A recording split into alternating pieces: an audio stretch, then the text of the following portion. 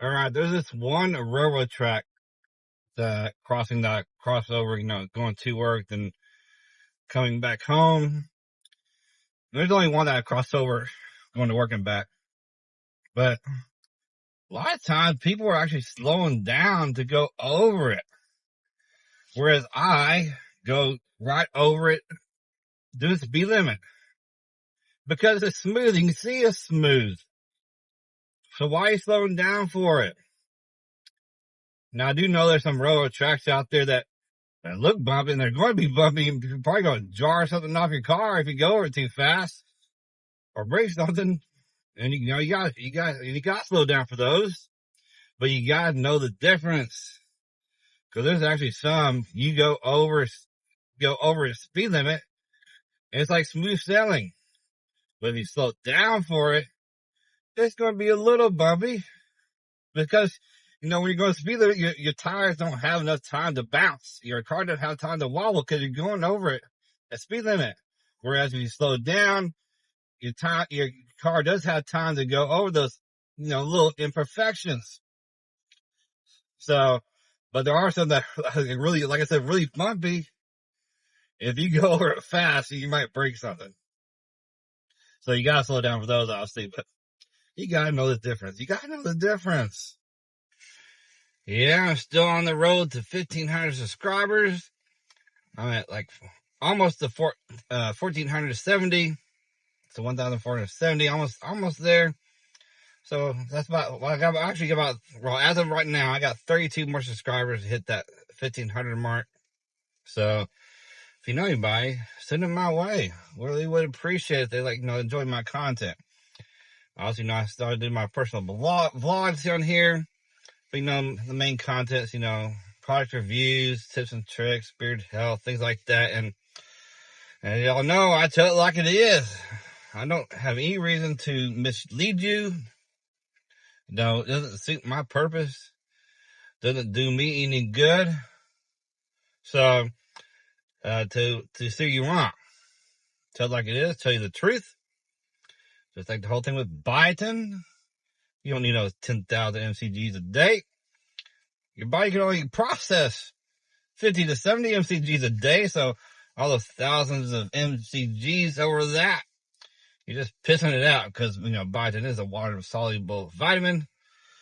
So anything more than that, definitely anything over 100, you're definitely pissing all that away. So it's not worth it. You can get your daily dose of biotin in the foods you eat. 3 eggs will give you your daily dose of biotin, just 3 eggs. So anyway, think about that. Please send them my way. Really would appreciate it. Also, real quick, more about the subscriber thing. I noticed that lately I'll get several subscribers at once, 2 or 3, over a day or a couple days. Then a few days later, I'll notice that somebody's unsubscribed. So I don't know if was that one of the people that subscribed recently, but then decided, no, I don't like my content, or is that somebody in the past that subscribed no longer, wants my content, or, I don't know. But anyway, it's just the joys, the up and downs of YouTube.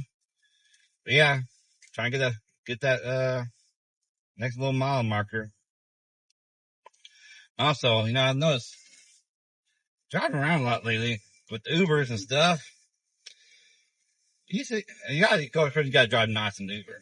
You don't want to go too fast or take really sharp turns or things like that, because you might make the ride enjoyable for the person and hopes to get a tip, I guess you could say. Maybe you don't care about tips or your score on score on Uber. That doesn't matter, but they do they can rate you. Of course, you can rate them as a passenger. So you definitely want to. I got a 5-star rating. Of all my ratings, everything's been a 5-star except for 1 4-star, and I missed that quite a long time ago. And I don't know why, because they just rated me 4 stars and didn't leave a comment. Why? what they didn't like. That's another thing. I've actually started subscribing to some Uber YouTube channels. Just helping other Ubers, get out there and how to do things. And I noticed I used to accept everything that came up, but now I realize that with some of these Ubers, you can actually make more money if you cherry pick. They call it cherry picking. Of course, it is a business, especially for a full-time Uber. You gotta be good at this. I mean, it's part-time, so I'm not as concerned. But yeah, I'm concerned because, still trying to make money. So, but definitely, you gotta look at that, your upfront fare of what they're going to pay you for that ride or whatever, compared to the time, not the distance. Because some of them I think, price versus miles, because that's not necessarily, because you can go, depending on the time of day, it's traffic, you could be a lot of time in a short period, short miles just because of traffic. Or you could have a longer distance, but the time is okay because it's all highway driving, no traffic, so time makes sense. So anyway, you always gotta look at the price, what you're going to get for that fare versus the time frame. And like how many stops. I think the more stop, like people can add multiple stops. The more stops, the less you're going to make actually, because that's time out of your time. Because they get 2 minutes. At each stop, they get 2 minutes to do what they need to do. And luckily, all the ones that I've done, they only have like one extra stop, but they're in and out in 2 minutes. So, but anyway, that's just some food for thought. So I've been kind of lately, past couple times I've been Ubering. I've been looking at, see that fare versus the time. And actually, I've been getting a little better trips that way by cherry picking, not picking those cheaper trips, so to speak.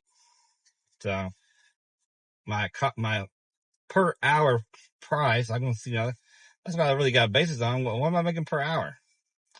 I make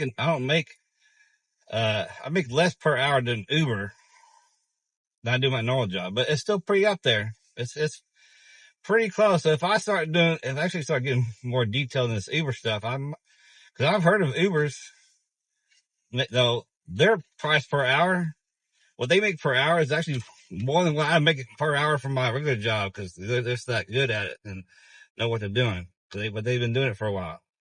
So I definitely got to make that up, and definitely that come in good handy in case something happens to my other job. So also I've been thinking more about, how I drive too, because the better you drive for Uber passenger, more likely you might get a tip.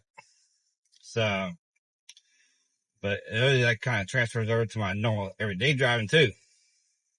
You use more gas, the heavier the foot you got, the more gas you're going to use. The faster you make turns, the more wear on your tires, the quicker they wear out, things like that. But anyway, when it comes to gas, I use UpSide. Actually, it works on some restaurants too, and a couple other things. Depends on what restaurant's available. There's actually one restaurant that I looked at the other day is like giving 15% cash back.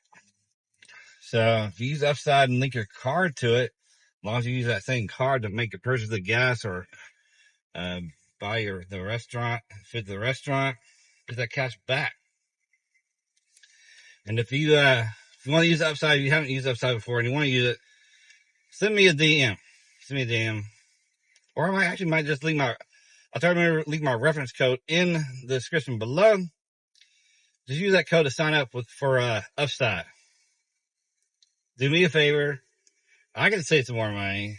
You get to save money, get cash back.